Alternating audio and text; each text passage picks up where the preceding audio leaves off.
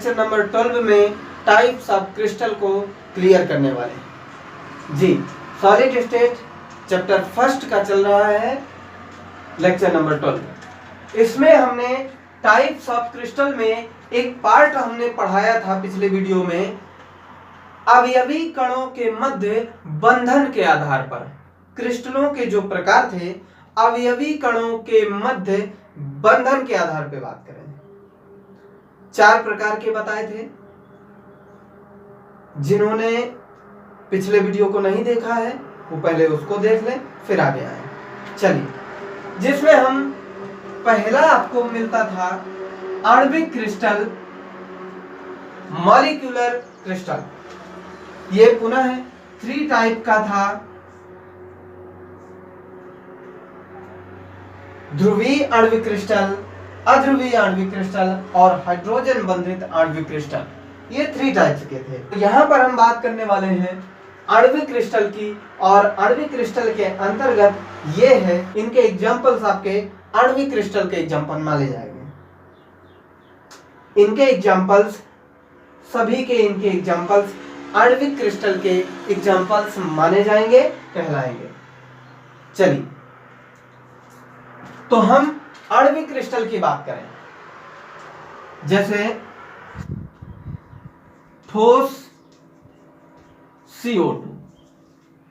जब सॉलिड अवस्था में CO2 है, इसको हम शुष्क बर्फ भी कहते हैं, शुष्क बर्फ, ड्राई आइस। दूसरा एग्जांपल नैप्थलीन। नैप्थलीन फार्मूला आप लिख लीजिए इस प्रकार से, 2 बेंजीन रिंग आपस में जुड़ी हुई हैं, ये आपका नैप्थलीन है। ठोस CO2 यानी शुष्क बर्फ और नैप्थलीन, ये आणविक क्रिस्टल के एग्जांपल्स हैं। और भी बहुत सारे जो आपके ये सभी हैं, ये सभी आणविक क्रिस्टल के अंदर हैं, अर्थात इन सभी के एग्जांपल्स भी आणविक क्रिस्टल के एग्जांपल कहलाएंगे। इन सभी के एग्जांपल्स भी आणविक क्रिस्टल के एग्जांपल कहलाएंगे। तो चलिए बात कर लेते हैं आणविक क्रिस्टल। चलिए हेडिंग बनाइए आणविक क्रिस्टल और लिखिए आणविक क्रिस्टल में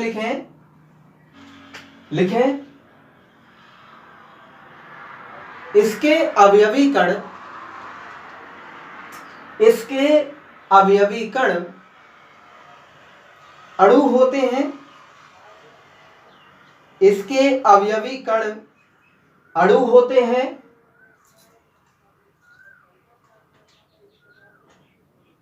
तथा इनके अणु आपस में दुर्बल वंडरवाल बल के द्वारा आकर्षित रहते हैं।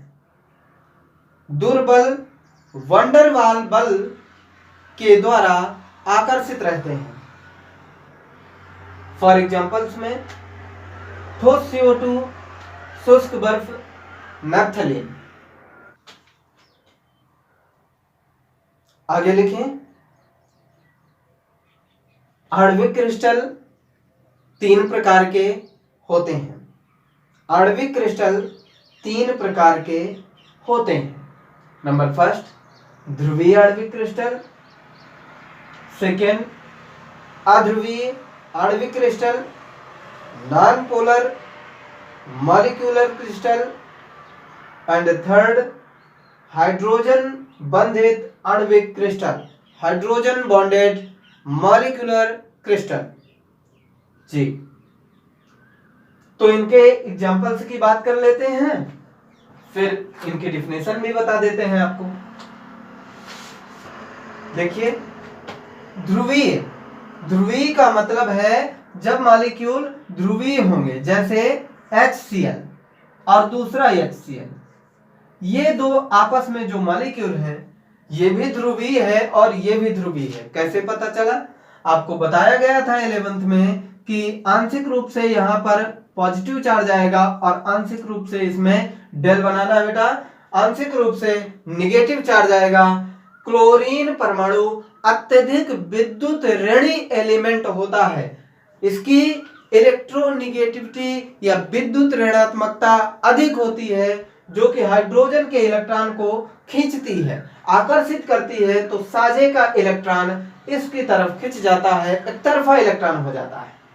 तो यहाँ पर ध्रुवीय बंध निर्मित हो जाता है, एक प्रकार का स्थिर विद्युत आकर्षण बल लगने लगता है। दूसरा यहाँ पर और भी अमोनिया है। अमोनिया में भी नाइट्रोजन इलेक्ट्रोनिगेटिविटी में हाई है। यहां पर देखें अध्रुवी, अध्रुवी का मतलब है जब समान प्रकार के परमाणु होंगे तो इनके बीच ध्रुवण भी बिल्कुल नहीं होगा।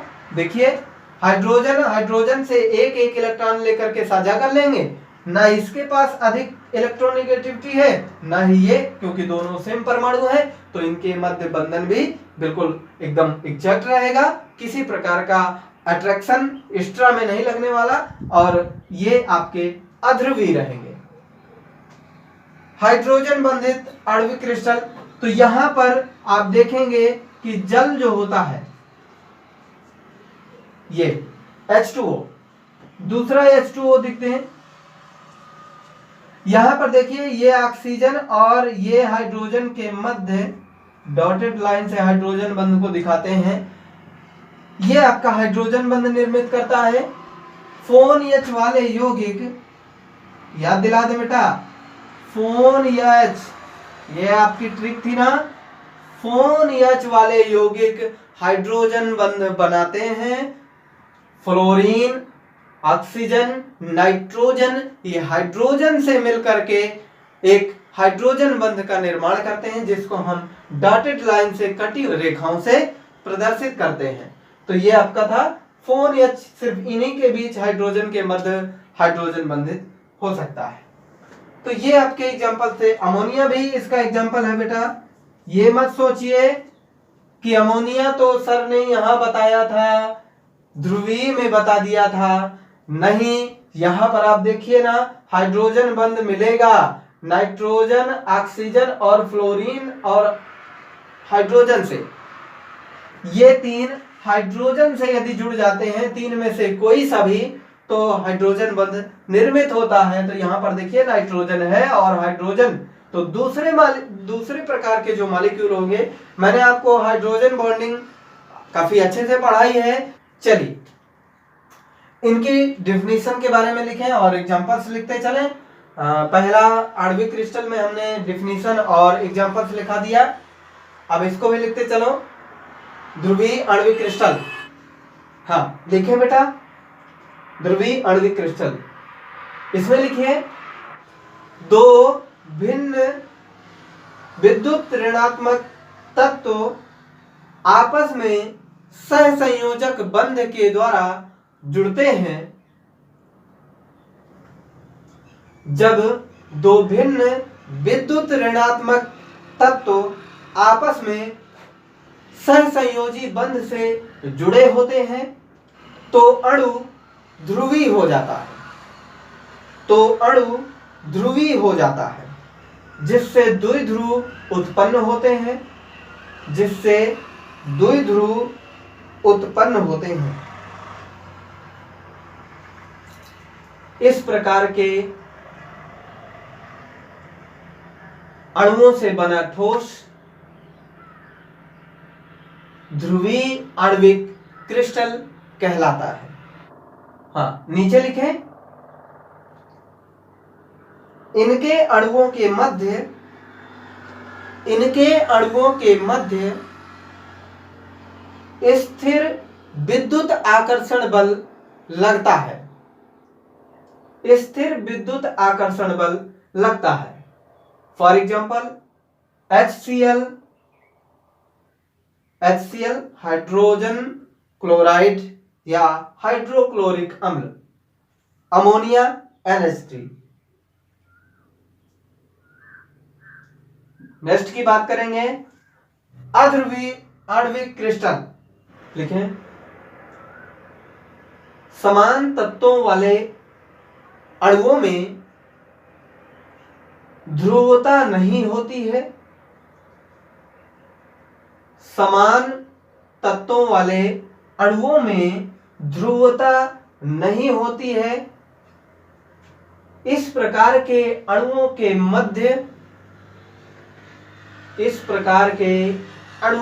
मध्य दुर्बल वंडरवाल बल या लंदन बल से आकर्षित रहते हैं। इन्हें अध्रुवीय ठोस कहते हैं या अध्रुवीय आणविक क्रिस्टल कहते हैं।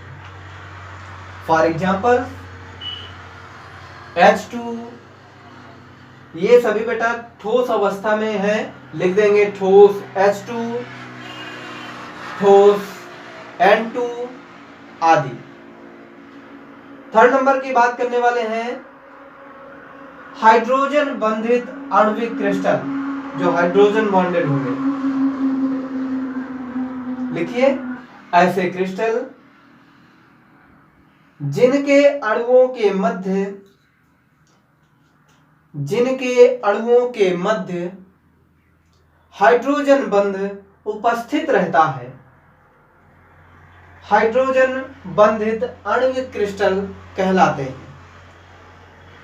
फॉर एग्जाम्पल्स ठोस अमोनिया, बर्फ यानी जल जो आपका सॉलिड स्टेट में है, बर्फ, इसके एग्जाम्पल में लिखेंगे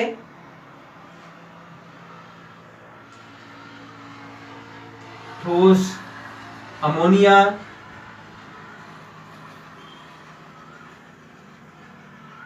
ठोस H2O, इसको हम कहेंगे बर्फ। ठीक है,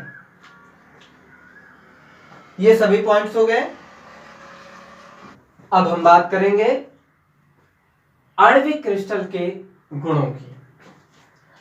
हमने इन तीनों को पढ़ लिया, सभी के एग्जांपल्स देख लिए, समझ लिए। अब हम आणविक क्रिस्टल के गुण या विशेषताओं की बात करेंगे। तो लिखें, हेडिंग लगाएं, आणविक क्रिस्टल के गुण या विशेषताएं। नंबर फर्स्ट,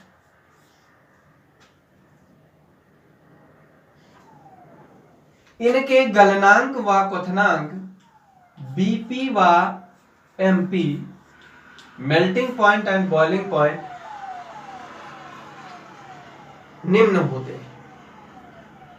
ये सभी के रूप में बताया जा रहा है, सभी का, ये सभी इसके अंडर में है, इसकी बात कर रहे हैं, यानी सभी में लॉजिक लगेगा। बॉइलिंग पॉइंट तथा मेल्टिंग पॉइंट निम्न होते हैं, गलनांक तथा क्वथनांक निम्न होते हैं, कम होते हैं। दूसरा पॉइंट, ये भंगुर तथा मुलायम होते हैं। भंगुर का मतलब होता है बेटा, जैसे कोई ठोस है, उसको हम ऐसे ठोक दें तो वो बिखर जाता है, ऐसे को हम भंगुर कहते हैं। ये गुण आपका जो टूट जाना, बहुत ही आसानी से बिखर जाना, ये भंगुर कहलाता है। तीसरा पॉइंट जो कि इंपॉर्टेंट है, विद्युत के कुचालक होते हैं। पूरा लिखेंगे, विद्युत के कुचालक होते हैं। आणविक क्रिस्टल के ये कुछ पॉइंट हैं जिन्हें आपको याद होना चाहिए। बॉइलिंग पॉइंट, मेल्टिंग पॉइंट कम या निम्न होते हैं, भंगुर या मुलायम होते हैं, और इसका ये पॉइंट बहुत इंपॉर्टेंट है, विद्युत के कुचालक होते हैं। हो गया बेटा। अब हम नेक्स्ट बात करेंगे, ये आपका आणविक क्रिस्टल कंप्लीट हुआ। सेकेंड पॉइंट था आयनिक क्रिस्टल। इस आयनिक क्रिस्टल को जानेंगे, और भी अधिक बेटा एग्जांपल्स के लिए आपको समय आने पर, आपको पास जब बुक होगी, उस टाइम पर जब बुक्स होगी तो आप एग्जांपल्स बुक से अधिक पढ़ सकते हैं। सेकंड है आयनिक क्रिस्टल। चलिए इसकी बात कर लेते हैं। एग्जाम्पल्स में बहुत अच्छा है NaCl, CSCl, और भी रख सकते हैं जिंक सल्फाइड। तो इसके बारे में जान लेते हैं, आयनिक क्रिस्टल के बारे में। आपका आयनिक नाम बताता है कि यह आयनिक होगा, अर्थात एक परमाणु इलेक्ट्रॉन दिया होगा और दूसरा इलेक्ट्रॉन को ग्रहण किया होगा। इस प्रकार से इनके मध्य प्रबल विद्युत आकर्षण बल लगने वाला है और ये आपस में यानी धन आयन और ऋण आयन आपस में मिलकर के क्रिस्टल का निर्माण करने वाले हैं। तो लिखेंगे आयनिक क्रिस्टल में हेडिंग लगाइए, लिखिए इनके अवयवी कण धन आयन व ऋण आयन, इनके अवयवी कण धन आयन व ऋण आयन होते हैं। फॉर एग्जांपल्स में NaCl, CHCl, ZnS आदि।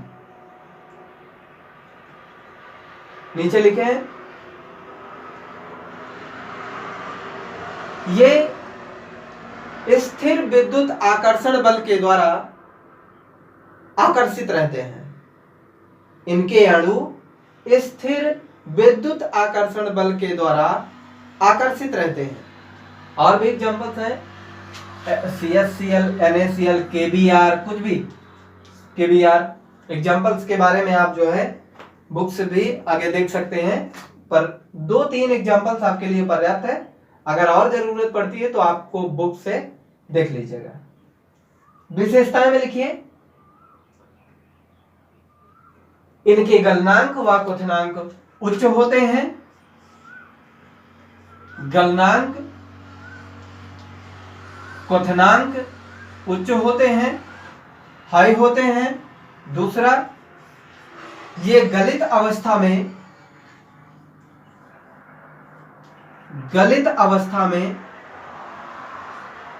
विद्युत के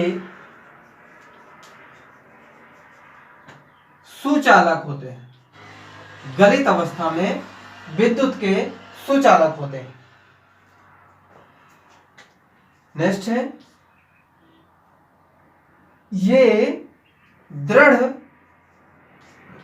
तथा भंगुर होते हैं। दृढ़ तथा भंगुर होते हैं। मैच कर रहा है थोड़ा, लेकिन कोई फर्क नहीं पड़ता। ये कोई बेसिक पॉइंट नहीं है, ये कोई बहुत मजबूत पॉइंट नहीं है। सबसे ज्यादा मजबूत पॉइंट आपका पहला है, मेल्टिंग पॉइंट, बॉइलिंग पॉइंट उच्च होते हैं। और दूसरा, गलित अवस्था में विद्युत के सुचालक होते हैं। सुचालक क्यों हो जाते हैं गलित अवस्था में? बेटा जो NaCl है, ये प्लस और माइनस जब ये गलित अवस्था में आते हैं तो आयनित हो जाते हैं। ये गलित अवस्था में सुचालक क्यों हो जाते हैं?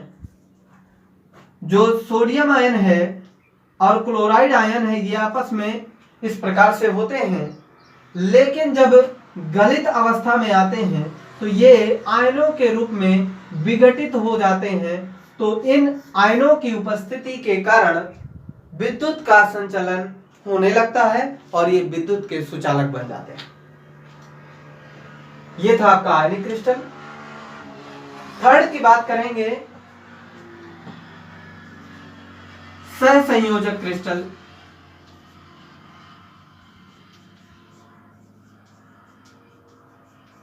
संयोजक क्रिस्टल, इसको नेटवर्क ठोस भी कहा जाता है। नेटवर्क क्रिस्टल कह सकते हैं या ठोस कह सकते हैं, नेटवर्क क्रिस्टल। ओके, सहसंयोजक, जैसा कि आपको स्पष्ट पता चल रहा है, आपको सभी प्रकार का बॉन्डिंग आपको 11th में पढ़ाया गया था। सहसंयोजक क्रिस्टल या नेटवर्क ठोस या नेटवर्क क्रिस्टल, इसमें लिखें वे क्रिस्टल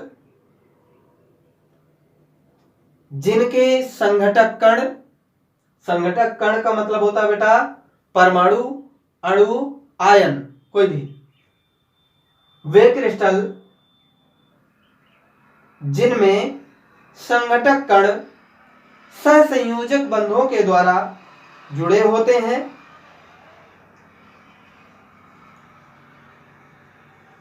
सहसंयोजक क्रिस्टल कहलाते हैं। एग्जाम्पल समझ लिख लियो, हीरा, ग्रेफाइट आदि। इसका सबसे अच्छा एग्जाम्पल है हीरा और ग्रेफाइट। हाँ, सहसंयोजक क्रिस्टल नेटवर्क ठोस या नेटवर्क क्रिस्टल, इनकी विशेषताएं, इनके एग्जाम्पल्स हो गए हीरा, ग्रेफाइट। पहला पॉइंट है विशेषताओं में, इनके गलनांक और क्वथनांक उच्च होते हैं, हाई होते हैं। दूसरी बात, ये कठोर होते हैं, कठोर होते हैं। तीसरी बात, ग्रेफाइट को छोड़कर अन्य सभी सहसंयोजक क्रिस्टल विद्युत के कुचालक होते हैं, इंसुलेटर होते हैं, यानी विद्युत के कुचालक होते हैं, यानी ग्रेफाइट आपका सुचालक होता है। ओके, नेक्स्ट पॉइंट, ये सभी विलायकों में अभिलेय होते हैं, विलायकों में अभिलेय होते हैं। इनके एग्जांपल्स ये हैं हीरा, ग्रेफाइट, और भी लिख लीजिए silicon carbide, SiC, silicon carbide, इसको कोरंडम भी बोलते हैं बेटा, कोरंडम, सिलिकॉन कार्बाइड, कोरंडम, इसी को बोलते हैं। और लिख लीजिए silica, SiO2, silica, SiO2, silica था। सीमेंट वाले टॉपिक में आपने पढ़ा था, सिलिका यानी मिट्टी कह सकते हैं या रेत कह सकते हैं। ओके, चलिए, ये रहा सहसंयोजक क्रिस्टल या नेटवर्क ठोस। अब हम नेक्स्ट पॉइंट की बात करेंगे जो चौथा नंबर का है और लास्ट है, धात्विक क्रिस्टल। धात्विक क्रिस्टल बेटा अच्छे से पढ़ें। देखिए, केमिस्ट्री की एक बुराई भी है, केमिस्ट्री बेटा यहां से पढ़ के जाओगे, घर में नहीं पढ़ोगे, तो ये बात आप जान लो, केमिस्ट्री आपको एग्जाम में धो देगी, एग्जाम में आप परेशान हो जाएंगे। आप पढ़ के जाते हैं, समझ में आ जाता है, इसके बाद घर में पढ़ते ही नहीं है, तो फिर हम कुछ नहीं कर सकते। आपको पढ़ना है तो अच्छे से पढ़ना है, रेगुलर पढ़ना है, तभी आपको समझ में आएगा और तभी आपको सक्सेस मिलेगी। तो और इसके ये भी एक खासियत है कि केमिस्ट्री बेटा एक लॉजिकल सब्जेक्ट है, कॉन्सेप्चुअल भी है, कॉन्सेप्चुअल और लॉजिकल सब्जेक्ट है। ये सिद्धांतों पर आधारित है, इसको समझना बहुत जरूरी है। अगर आप समझ नहीं रहे हैं तो रट्टा में आप नहीं कुछ कर पाएंगे। आपको केमिस्ट्री को अच्छे से समझना होगा, समझ पर ही आधारित है।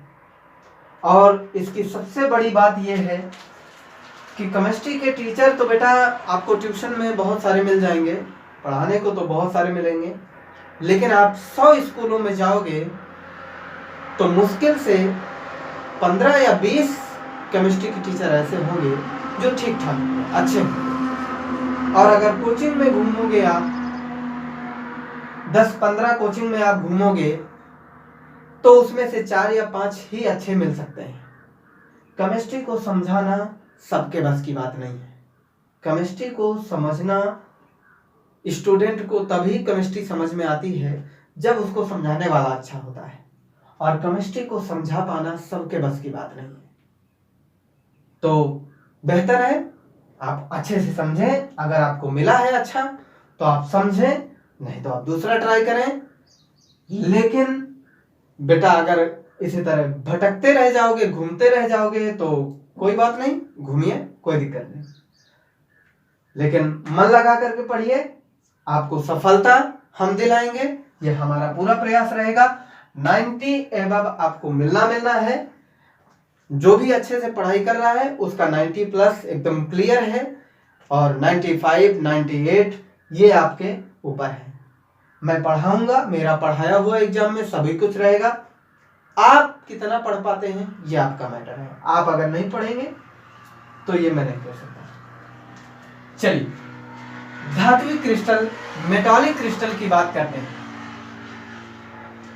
तो जैसा कि नाम से पता चल रहा है यहाँ पर धातु, तो धातु का मतलब होता है ऐसे मेटल, जैसा आप पहले पीरियोडिक टेबल को एक बार स्मरण कीजिए।